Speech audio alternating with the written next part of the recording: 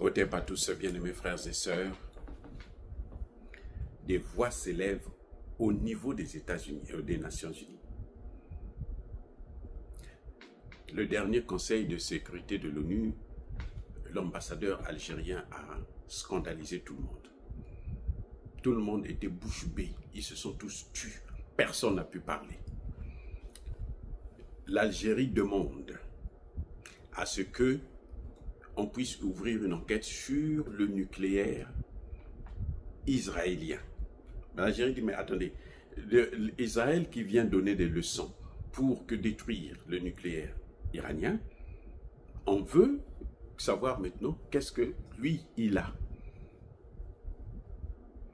Ça dit que c'est une boîte de Pandore que Israël et les États-Unis ont ouvert. Et ça ne va pas s'arrêter là, les amis. Ça ne fait que commencer.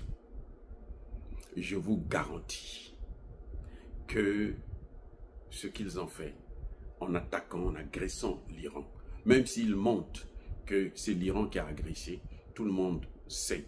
Les gens les plus sensés savent que ce n'est pas l'Iran qui a agressé, l'Iran est l'agressé. Il n'est pas l'agresseur. Oui. Maintenant, on leur demande, ben, puisque vous voulez vous contrôler l'Iran qui est soi-disant en train d'enrichir les services de renseignement américains, on dit il n'y a pas d'armes nucléaires. L'Agence internationale à l'énergie atomique le confirme, mais vous, États-Unis et Israël, vous dites le contraire, alors faites-nous maintenant la preuve donnez-nous les éléments sur ce que Israël a. Qu'on envoie l'agence à l'énergie atomique pour aller vérifier ce que c'est. Voilà le problème.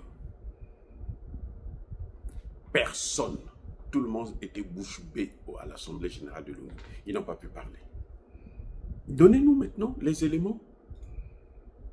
Parce que est-ce que aussi au Conseil de sécurité, on a donné le droit à Israël d'avoir ça? Même le nucléaire coréen est sous contrôle. Hein. Et oui, l'Agence internationale de l'énergie atomique sait que ils ont ça. Ils savent. Ils ont des informations là-dessus.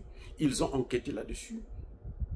Maintenant, on n'a jamais enquêté du côté d'Israël. On veut maintenant que tout le monde puisse savoir ce que Israël a. Nous voulons savoir ça.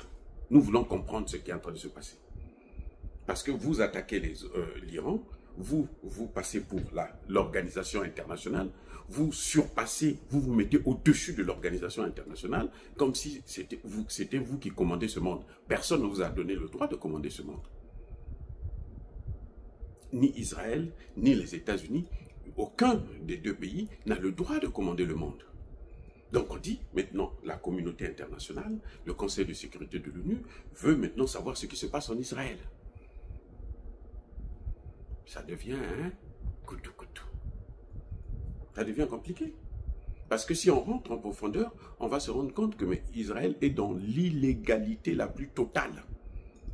On n'a jamais vu un pays qui viole le droit international comme Israël est en train de le faire avec la complicité des États-Unis d'Amérique. Et ces mêmes États-Unis d'Amérique vont donner des leçons partout dans le monde. Ça n'a pas de sens. Ça n'a pas de sens. Les frappes en Iran ne sont justifiées par aucun droit. Parce qu'il n'y a aucun texte, je vous le dis aujourd'hui, il n'y a aucun texte au monde, au niveau international bien sûr, il n'y a aucun traité qui parle de la guerre préventive. Ça n'existe pas. Ça n'existe pas. Il n'y a aucune jurisprudence. C'est pour la première fois qu'un État se donne le droit d'aller attaquer un autre État, sous prétexte que non, cet État a l'intention de nous détruire. Mais l'Israël avait dit ça, l'Iran, les gens ont parlé de ça depuis très longtemps. Les gens avaient fermé les yeux sur tout ce que faisait l'État hébreu en Palestine, au Liban. Et là, quand ils sont arrivés en Iran, les gens ont dit non, ça suffit. Et le monde entier s'est levé.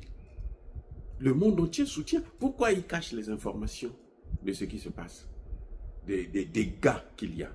Mais ça, c'est pas pour longtemps. Parce qu'ils seront obligés, puisqu'il y aura des problèmes économiques graves. Les États-Unis ne peuvent pas financer ça. La relance de l'économie d'Israël, ça va être un problème. Ils n'ont pas de matières premières pour le faire et ils ont tout perdu. Les centres de recherche, ainsi de suite, ça va être terrible. Ça va être terrible. Vous comprenez? Donc, je crois que c'est une occasion pour la communauté internationale de mettre chacun à sa place. Il faut qu'on arrête de détruire les pays émergents. L'Iran est sous sanction depuis près de 40 ans. Et l'Iran aujourd'hui est l'un des pays les plus avancés dans la sous-région. Et l'objectif justement des États-Unis et de l'État hébreu, c'était de détruire cette économie. Mais ils n'ont pas réussi parce que, je vous ai déjà dit, que la Chine va investir 400 milliards sur 25 ans pour relancer l'économie iranienne. Qui a gagné? Les amis, soyez bénis.